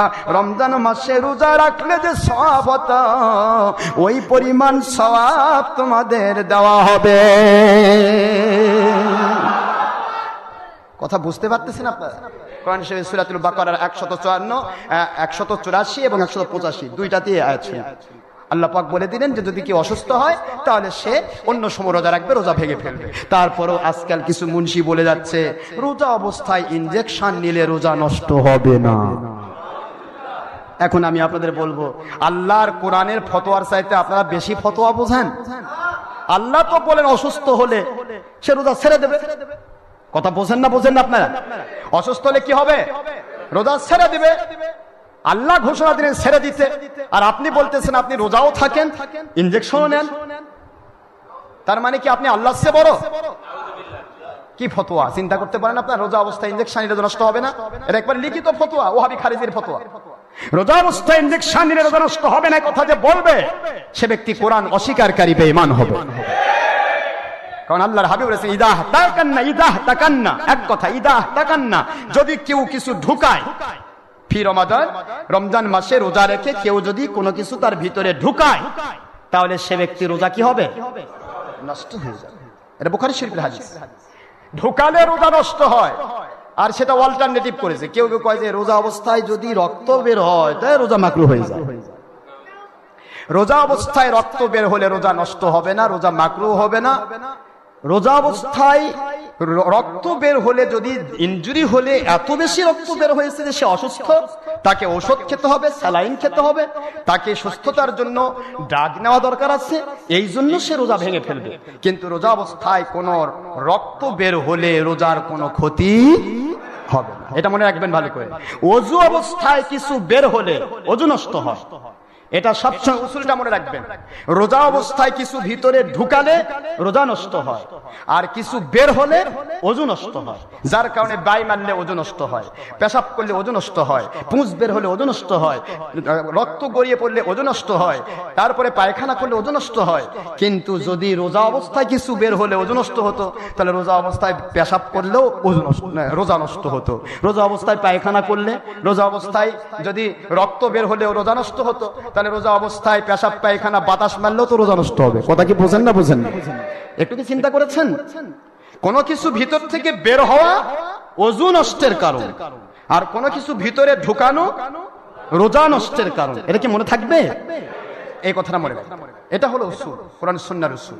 সুতরাং অল্টারনেটিভ করা যাবে না, যা ইচ্ছা তাই বলা যাবে না, কোরআন সুন্নাহর ডকুমেন্ট সাপেক্ষে কথা বলতে হবে। হাতু বুরহানাকুম ইন কুনতুম সাদিকিন। আল্লাহ এক কথায় কোরআন শরীফ সূরাতুল বাকারা 111 নম্বর আয়াত, কোরআন সূরাতুল নবর 64 নম্বর আয়াত শরীফে এক কথা বলেছেন, যা বলবে দলিল দাও। হালাল বলে দলিল দাও, হারাম বলে দলিল দাও, জায়েজ বলে দলিল দাও, নাজায়েজ বলে দলিল দাও, সুন্নাত বলে দলিল দাও, বেদাত বলে দলিল দাও, আছে বলে দলিল দাও, নাই বললে দলিল দাও। সুবহানাল্লাহ জোরে বলেন না কেন? এই যে দলিল ছাড়া কারো কোনো কথা মেনে নেওয়া যাবে। এখানে আরেকটা কথা আছে, দলিলও দিচ্ছে ওই দলিল যে দলিলটা মানসুখ হয়ে গেছে, আরেকটা আয়াত দিয়ে ওটাকে মানসুখ করা হয়েছে, ওই দলিল দিচ্ছে, ওটা মানা যাবে না। আপনাকে মনে রাখতে হবে, আমরা কোরআন সুন্নাহ ইজমা কিয়াসের আওতায় সঠিক ইসলামটা মানতে চেষ্টা করব। আল্লাহ আমাদের তৌফিক দান করুন, আমিন। রোজা অবস্থায় ইনজেকশন কখনো নেওয়া যাবে না। তবে হ্যাঁ, ইনহেলার আর ইনজেকশনের মধ্যে অনেক পার্থক্য আছে। ইনহেলারটা হচ্ছে শ্বাসকষ্ট, ইনজেকশন হঠাৎ করে অসুস্থ হলে ইনজেকশন নেওয়া লাগতেছে, সারা জীবন ইনজেকশন নেওয়া দরকার হয় না। কিন্তু ইনহেলার হঠাৎ করে সে অসুস্থ হচ্ছে না, সে অসুস্থই আছে। আর যদি অবস্থায় হাঁপানি, অ্যাজমা এমন হঠাৎ করে অসুস্থ হয়েছে, সেই সময় সে রোজা ফেলে দিবে, ছেড়ে দিবে। কথা কি বুঝতে পেরেছেন? সেই সময় রোজা কি করবে? ছেড়ে দিয়ে সেই ইনহেলার নেবে, এরপরে সুস্থ হওয়ার পরে ওই রোজাটা রাখবে। আর এমন হাঁপানি রোগী যদি হয়, আজমা রোগী হয়, যে কন্টিনিউ তাকে ইনহেলার নিতে হয়, না হলে সে কখনো সুস্থ থাকে না, বা পরবর্তীতে নতুন করে সুস্থ হওয়ার কোনো সুযোগ নাই। তাহলে ওই অবস্থায় মাজুরি হালতে তাকে ইনহেলার নিয়েই রোজা রাখতে হবে। আমার কথা কি বুঝতে পেরেছেন? যেহেতু পরে সে আর সুস্থ হওয়ার সুযোগ নেই, ওই রোজার কাজা করার কোনো সুযোগ নেই। এই জন্য তাহলে আপনাদের আশা করি বুঝতে পেরেছেন, রোজা অবস্থায় ইনহেলার ইনজেকশন নেওয়া যাবে। যদি তাই হয়, আল্লাহ কত সহজ করে দেন। আল্লাহ কি বলছেন? ইউরিদুল্লাহু বিকুমুল ইউসরা, তোমাদের জন্য আমি শরীয়তকে সহজ করে দিলাম। অসুস্থ হয়ে পড়েছ, পরে আর অসুস্থ থেকে সুস্থ হলে না, আমার কাছে তোমরা বলছো, ও আল্লাহ আপনি তো আইন করেছেন রোজা অবস্থায় যদি অসুস্থ হয়, পরে যদি সুস্থ হয়ে যায় রোজা রাখবে। আমি তো সুস্থ হতে পারলাম না, সুস্থ হওয়ার সুযোগ আর নাই, কি করব? এবার আমার আল্লাহ আইন করে দিচ্ছেন। কি আইন করে দিচ্ছেন? ওয়াইন কানা মিনকুম মারিদান আও আলা সাফারিন ফাইদ্দাতুম মিন আইয়ামিন উখারের পরে আল্লাহ বলতেছেন, ওয়া আলাল্লাযিনা ইউতিকুনাহু ফিদিয়াতুন তাআমু মিসকিন। রোজা অবস্থায় রোজা ছেড়ে দিয়েছো অসুস্থতার কারণে, পরে তুমি সুস্থ হতে পারলে না, অথবা মারা গেছো, সুস্থ হও নাই। এই অবস্থায় যদি তোমরা অর্থওয়ালা হও, টাকাওয়ালা হও, এক রোজার বিনিময় 2 জন মিসকিনকে তোমরা খাওয়ায় দাও, আমি রোজার মর্যাদা দান করব। আল্লাহু আকবার। বান্দা প্রশ্ন করলো, আল্লাহ আমি তো রোজা রাখতে পারি নাই অসুস্থতার কারণে, পরে সুস্থ হচ্ছি না, কিন্তু বান্দাকে খাওয়ানোর মতো টাকা আমার নাই, আমি গরিব মানুষ, আমি তো গরিব মানুষ, অর্থ দেওয়ার ক্ষমতা নাই। এবার আমার আল্লাহ ঘোষণা দিচ্ছেন, অর্থ দেওয়ার ক্ষমতা যদি না থাকে, এক ফেতরা এক রোজার বিনিময় দিয়ে দাও, তাও যদি সম্ভব না হয়, রোজা আমার হক, আমার হুকুম, মাজুরি হালতে আমি আল্লাহর কাছে হাত তুলে দোয়া করো, আমি আল্লাহ তোমার হুকুম বাতিল করে দিয়ে তোমার জীবনের গুনাহ খাতা মাফ করে দেব। সুতরাং আমার আল্লাহ বলেন, ইউরিদুল্লাহু বিকুমুল ইউসরা, আমি তোমাদের জন্য শরীয়তকে সহজ করে দিলাম, কঠিন বানাই নাই। বান্দারে আমার শরীয়ত তোমরা গ্রহণ করো, তোমাদের দুনিয়াতেও শান্তি হবে, আখিরাতে জান্নাত এবং আল্লাহর সন্তুষ্টি মিলে যাবে। আল্লাহ আমাদের সবাইকে বোঝার তৌফিক দান করুন, আমিন। এখানে আরেকটা কথা আছে, সেটা হলো সদকায়ে ফেতর। কষ্ট পাচ্ছেন নাকি আপনারা? রোজা অবস্থায় একটু দেরিতে নামাজ পড়ে সমস্যা আছে নাকি? না বাড়ি যা খাওয়া দাওয়া করবেন? টিভির পর্দা বসে সিরিজ দেখবেন, খবরদার, নাউজুবিল্লাহ। হারাম কাজ করবেন না, রোজা অবস্থা কোনো হারাম কাজ করা যাবেন, তাহলে রোজা থাকবেন। আমি আপনাদের খেদমতে বলছি, রোজা অবস্থায় হালাল খাদ্য খাওয়া যায়? নিজের স্ত্রী, তাহলে নিজের স্ত্রী সহবাস করা যাচ্ছে না, পরনারীর সাথে জেরা করে রোজা থাকবে? এ বোঝেন না ভালো করে? রোজা অবস্থায় হালাল ভাত, ডাল, চাল, হালাল খাদ্যই খাওয়া যাচ্ছে না, রোজা অবস্থায় মদ খেলে থাকবে তো না? কথা বলেন না কেন? অনুরূপ ভাবে রোজা অবস্থায় কোনো হারাম কাজ করা, ছবি করা, ভিডিও করা, টিভি দেখা, টিভির মুনশির নাচ দেখা, কি করেন আপনারা? খবরদার, হারাম কখনো রোজা অবস্থায় করা। দাড়ি ছিলে ফেলবেন, কি করেন আপনারা? দাড়িতে খুল লাগানো কার দোলায় খুল? আমার নবী বলেন আমার গলায় খুল লাগানো। তো রোজা অবস্থায় নবীর গলায় খুল মারা দিবেন? নাউজুবিল্লাহ পড়বেন না? পারো তোমাকে চেষ্টা করেন রোজার থেকে একটু অভ্যাস হোক, রোজা অবস্থায় দিনের বেলা রোজা দাড়ি না কাটতে কাটতে হঠাৎ করে দাড়িটা বার হয়ে যায়, কি কোন ঠিক না বেঠি? কারণ কয়দিন বাঁচবেন, যাতে তো হবে কবরে, যে কোনো সময় আমার মালিক ডাকে কবরে ঢুকাই নেবে, উপরের তবলি তো এই যে পাগলি টুপি সব বার করে নেবে, দাড়ি বার করে নেবে নাকি? আবার দাড়ি সহ কবরে যাবেন। আমার মালিক বলেন তোর নবী দাড়ি নিয়ে উঠবে, রহমতের সমস্ত সাহাবায়ে কেরাম দাড়ি নিয়ে উঠবে, সমস্ত তাবে ইমাম ওলি আউলিয়া দাড়ি নিয়ে উঠবে। তুই কেমনে বলবি আল্লাহ আমি অলির পথের? কথা বোঝেন না? বোঝেন না? এই জন্য তাড়াতাড়ি সেটিং দে। আল্লাহ বলতেছেন যে খেলাধুলা বন্ধ কর, জীবনে অনেক খেলেছি হারাম কাজের মধ্যে, নিজ হাতে খেলা বন্ধ কর, আমি তোর জিন্দেগির গুনাহ ক্ষমা করে দিয়ে গোনার জায়গা নেকিতে ভরে দিব। সুবহানাল্লাহ। আর আমি যদি খেলা ভঙ্গ করে দেই, বাঁচার উপায় থাকবে না। এই জন্য খেলা করেছি বহুত, আর নয়, আর কয়দিন পরে মরে যাব। এখন 40-43 বছর বয়স, যদি আল্লাহ অতিরিক্ত সময় দেয় 60-70, মাত্র 20-22 বছর বয়স, এর জন্য আর যদি মরি, এখনই তো মরার সময়, কি কথা ঠিক না? বা ঠিক? এই 20 বছরের জন্য আপনি কি করবেন? ও মা বোনেরা, আমার সোনার ভাইয়ের, আর কতদিন মানুষ দেখানোর জন্য যা ইচ্ছা তাই করবো? একটা দাড়ি পাকলো, টানে টানে তুলতেছে, দাড়ির মধ্যে কলপ লাগায় কালো করতেছে, নাউজুবিল্লাহ পড়বেন না? কি হবে? নিজের শরীরকে নাপাক করে দাড়িতে কলপ দিলে কি হয়? মহিলাদের নেল পালিশ দিলে যেমন শরীরে অজু গোসল কিছু হয় না, নাপাক। পুরুষ চুল দাড়িতে কলপ দিলে সে নাপাক, তার অজু গোসল হবে না। চুল দাড়িতে কলপ দিলে কি হবে না? অজু গোসল হবে না, সে নাপাক থাকবে। ওই অবস্থা মারা গেলে তার জাহান্নাম শুরু হয়ে যাবে। এই জন্য সহিহ হাদিস দিয়ে প্রমাণ দেওয়া হয়েছে, বুখারী শরীফে হাদিস, যারা দাড়ি বা চুলে কলপ দেয় ওরা জান্নাতের গন্ধ পাবে না। নাউজুবিল্লাহ পড়বেন না?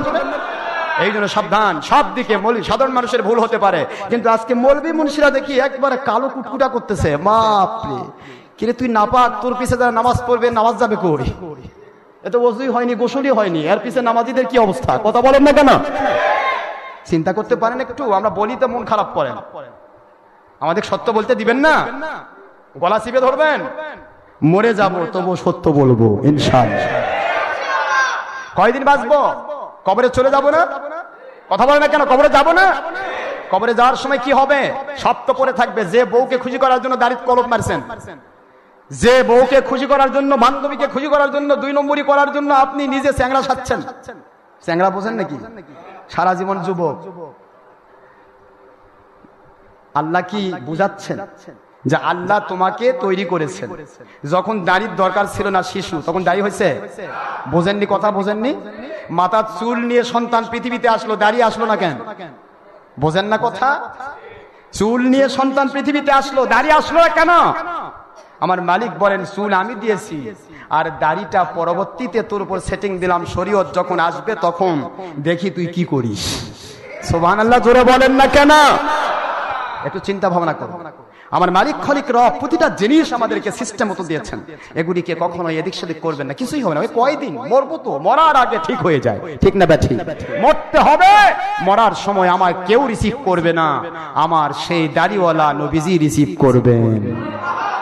বউ যাবে না, আপনার বউ যদি খুবই ভালো হয় তাহলে বিয়ে বসবেন, আর যদি ভালো না হয় তাহলে আপনি মরা মাত্র 4 মাস সময় দিবে, ঠাঁই করে একজাত বিয়ে বসে যাবে। কথা ঠিক না ব্যাঠিক জোরে বলেন না কেন? ওই বউকে খুশি করার জন্য কত ঘুষ খাইছেন, কত না। আপনারা খাননি তাই বলে আমি বলছি না, অনেকে খায় তো। কথা বলেন না কেন? খায় না? অনেকে খায়, ঘুষ খায়, সুদ খায়, আরো কিছু খায়, যা পারে তাই খায়। কি বউকে খুশি করতে হবে? আরে বউ বান্ধবী এগুলি আল্লাহর সন্তুষ্টির মধ্য দিয়ে খুশি রাখতে হবে, তাহলে ওই বউ আপনার সাথে জান্নাতের সাথী হবে। আর আল্লাহর অসন্তুষ্টির মধ্য দিয়ে যদি আপনি সন্তানকে খুশি করেন, বউকে খুশি করেন, আপনার আপনজনকে খুশি করেন, তাহলে ওরা আপনার জান্নাতের সাথী হবে না, ওরা আপনাকে জাহান্নামে নিয়ে যাবে। নাউজুবিল্লাহ, জোরে বলুন। আসুন আমরা আল্লাহর সন্তুষ্টির জন্য কাজ করব। মা বোনরা খুবই ভালো, তাদেরকে আমি কখনোই খারাপ বলবো না। মা বোনরা আজও তারা ইসলাম মানতে চায়, আমরা যদি ইসলাম মানি, আমরা ইসলাম না মানলে মা বোনও মানবে না। এই যে আমরা ফরজ নামাজ পড়ি 5 ওয়াক্ত, আমাদের বউ ফরজ পড়ে, আমরা 5 ওয়াক্ত নফল পড়ার চেষ্টা করি, ইশরাক জাওয়াল এবং তাহাজ্জুদ আমরা মিস হয় মাঝে মধ্যে বাইরে থাকলে, কিন্তু আমাদের আহলিয়া আমার সন্তানের মিস হয় না। আলহামদুলিল্লাহ পড়বেন না? তা আপনি আমি দিনে যদি যে আমলই করব, এই আমলগুলি আপনার বাড়িতে ইফেক্ট হবে। এখন আপনি নিজে টিভি নিয়ে পড়ে থাকবেন আর বউকে বলবেন টিভি ভাঙ, তা কি হয়? কথা বলেন না কেন? হয়। এই জন্য নিজেকে ঠিক করুন, তাহলে স্ত্রী ধীরে ধীরে ঠিক হয়ে যাবে। নিজে তাহাজ্জুদ গুজার হন, স্ত্রী তাহাজ্জুদ গুজার হয়ে যাবে। জোরে বলুন সুবহানাল্লাহ। মহান আল্লাহ আমাদের সবাইকে সত্যিকার ইসলাম বুঝবার, মানবার তৌফিক দান করুন। আমি সদকাতুল ফিতর সম্পর্কে বলতেছিলাম। সদকাতুল ফিতরের সিস্টেম হচ্ছে, এটারও তখন দোন আকারে বলা হতো। দোন, এক দোন বোঝেন নাকি আপনারা? দোন এখন যে মুনকা বলা হয় অথবা ধামা বলা হয়, কাঠা, কাঠা চিনেন নাকি আপনারা? তো রাসূলের যুগে তো মাপন ছিল না, মুনকা দোন দিয়ে মাপা হতো। তো হুজুর পাক সাল্লাল্লাহু আলাইহি ওয়াসাল্লাম দোনের সিস্টেমটা 3টা আছে। একটা হলো 3.5 কেজি, আরেকটা হলো 3.25 কেজি, আরেকটা হলো 3 কেজি। কথা বুঝতেছেন নাকি আপনারা? তো আমরা সবচেয়ে উপরের মেকদারটা নিয়েছি, একদম 2 জনের নিসাব। এটাকে একজনকে সা বলা হয়, এক কাঠাকে কি বলা হয়? সা, এক সা। হুজুর বলেছেন 2 জন মানুষের পক্ষ থেকে 1 সা দিতে হবে। এই 1 সা, আপনি যদি খুবই ধনী হন কিসমিসের দাম দেন, কোটিপতি মানুষ 1 সা কিসমিসের, হাফ সা কিসমিসের দাম দেন। তার চেয়ে একটু ধনী কম হলে হাফ সা, বোঝেন নাকি আপনারা? বোঝেন? হাফ সা খেজুরের দাম দেন। তার চাইতে যদি কম হন তাহলে আপনি হাফ সা আটার দাম দেন। এভাবে করে গরিব মিসকিন সকলের জন্য কমের পক্ষে 1 সের 12.5 শতাক আটার দাম। কথা কি বুঝতে পেরেছেন নাকি? 1 সের কত শতাক? একটু জোরে বলেন, 1 সের কত শতাক? 1 সের 12.5 শতাক আটার দাম। এই পরিমাণ যে বাজারের এলাকা আপনি আছেন সেই বাজারের দাম অনুসারে দিয়ে দিবেন। কি মনে থাকবে তো নাকি? আমি নির্দিষ্ট করে দিচ্ছি না এই জন্য, কারণ এই বগুড়াতে এক এক বাজারে এক এক রকম দাম। কথা বোঝেন নাকি? ওই বড় বাজারে একরকম দাম, আপনার কালীতলা বাজার আরেক রকম দাম, বিভিন্ন বাজারে বিভিন্ন দাম। এই দাম অনুসারে আমি আপনাকে 1 সের 12.5 টাকা আটার দাম মাথা পিছু দিতে হবে। আর এটার মূল্য আসছে, যদি উপরে ধরা হয় 70, 65, 60, এর মধ্যে যে কোনো একটা অ্যামাউন্ট আপনাকে দিতে হবে। আপনি হিসাব করে আপনার এলাকা থেকে দেন। আর এইটা দিলে অনেক উপকার হয়, সেটা ইনশাআল্লাহ সামনে বলা হবে। তবে এটা নিয়ম হচ্ছে ঈদুল ফিতরের নামাজ পড়তে যাওয়ার আগে দেওয়া। তো আমরা তো ঈদুল ফিতর এখনো পাইনি, তার আগে রমজান মাসে যদি দেওয়া হয়, তাহলে রমজান মাসে যেহেতু প্রতিটি দান 1 টাকা দান 700 গুণ, সেই জন্য রমজান মাসেই ফিতরাটা এবং যাকাতটা আদায় করতে বলা হয়, যাতে করে একটা যাকাত আপনি আদায় করেছেন, 1 যাকাত 100 নয় 700 যাকাতের সওয়াব পেয়েছেন। সুবহানাল্লাহ। 1 টাকা ফিতরা দিয়েছেন, 700 ফিতরা টাকা সওয়াব পেয়েছেন। এই জন্যই রমজান মাসে দানটা বেশি করতে বলা হয়। আসুন মহান আল্লাহ আমাদের সবাইকে সত্যিকার ইসলাম বুঝবার তৌফিক দান করুন। আমিন। ওয়া মা আলাইনা ইল্লাল বালাগ ওয়া আখিরু দাওয়ানা আলহামদুলিল্লাহি রাব্বিল আলামিন। যারা সুন্নাত নামাজ আদায় করেন নাই, অনুগ্রহপূর্বক ক্বাবলাল জুমআ 4 রাকাত সুন্নতে মুআক্কাদা আদায় করুন। সময় 5 মিনিট। আসসালামু আলাইকুম ওয়া রাহমাতুল্লাহি ওয়া বারাকাতুহু।